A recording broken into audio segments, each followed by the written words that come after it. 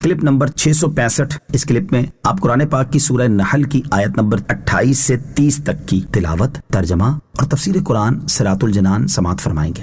بسم اللہ الرحمن الرحیم۔ ترجمہ: اللہ کے نام سے شروع جو نہایت مہربان رحمت والا ہے۔ الذین تتوفاہم الملائکۃ ظالمی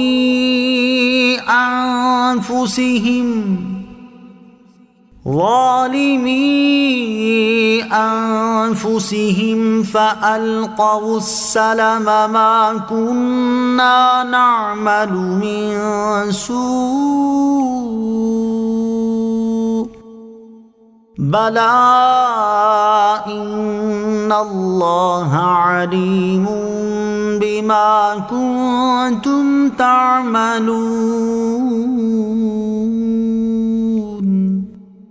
فَادْخُلُوا أَبْوَابَ جَهَنَّمَ خَالِدِينَ فِيهَا فَلَبِئْسَ مَثْوَى الْمُتَكَبِّرِينَ۔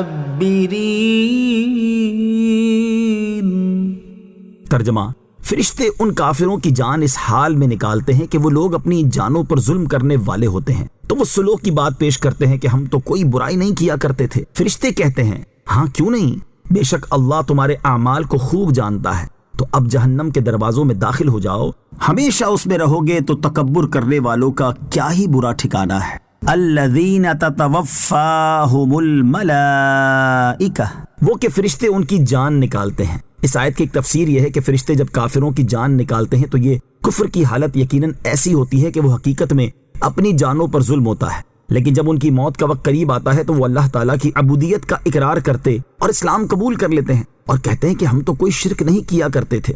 فرشتے ان کا رد کرتے ہوئے کہتے ہیں ہاں کیوں نہیں، بے شک اللہ تعالیٰ تمہارے شرک اور تکذیب کو جانتا ہے۔ دوسری تفسیر یہ ہے کہ حالت کفر میں مرنے والے یہ لوگ جب قیامت کے دن عذاب کا مشاہدہ کریں گے تو خوف کی شدت سے اپنے دنیاوی طرز عمل کے برخلاف اسلام کی حقانیت تسلیم کرتے ہوئے کہیں گے کہ ہم تو دنیا میں کوئی شرک نہیں کیا کرتے تھے، یوں وہ اپنے کفر و سرکشی سے مکر جائیں گے۔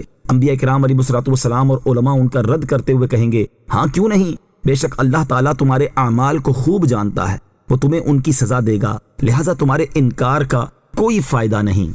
وَقِيلَ لِلَّذِينَ اتَّقَوْا مَاذَا أَنزَلَ رَبُّكُمْ قَالُوا خَيْرًا لِلَّذِينَ أَحْسَنُوا فِي هَذِهِ الدُّنْيَا حَسَنَةٌ وَلَدَارُ الْآخِرَةِ خَيْرٌ وَلَنِعْمَ دَارُ الْمُتَّقِينَ۔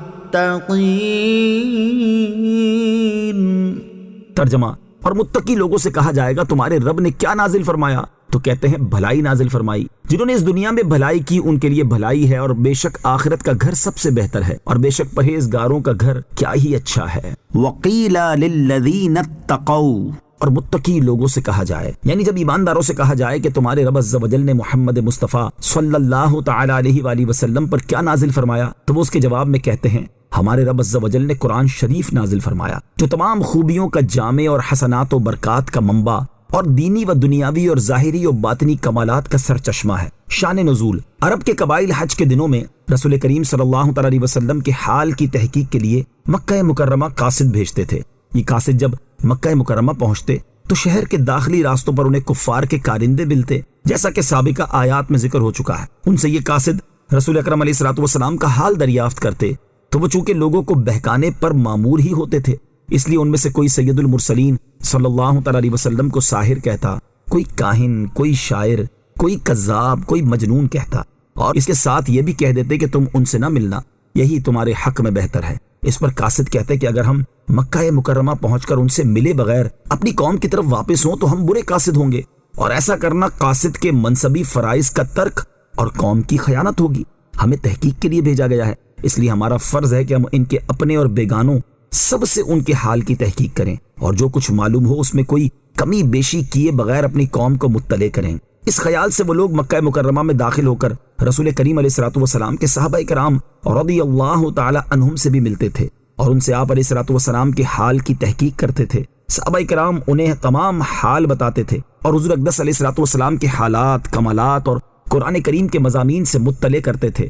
ان کا ذکر اس آیت میں فرمایا گیا، للذین احسنوا فی ہذہ الدنیا، جنہوں نے اس دنیا میں بھلائی کی۔ اس آیت کی ایک تفسیر یہ ہے کہ جن لوگوں نے دنیا کی زندگی میں اچھے عمل کیے تو ان کے لیے آخرت میں اچھا اجر ہے۔ اچھے اجر سے مراد ثواب عظیم ہے، اور بعض مفسرین کے نزدیک اچھے اجر سے مراد یہ ہے کہ ان کی نیکیوں کا ثواب 10 سے لے کر 700 گنا تک بڑھا دیا جائے گا یا بے حساب اجر عطا کیا جائے گا۔